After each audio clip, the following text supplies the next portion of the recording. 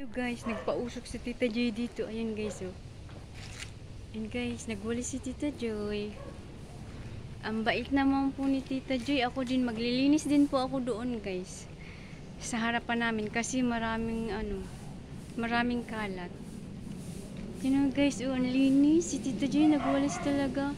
Napakabait na matanda. Mahilig yan magwalis. Walang ginawa kundi magwalis. Ayan, oh. Diba guys, ang linis. Yung mga aso ko nandoon, sumama sa kanya. Yan pa guys, oh.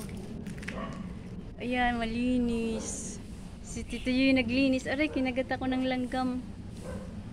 Diba guys, ang linis. Si Tito yung naglinis.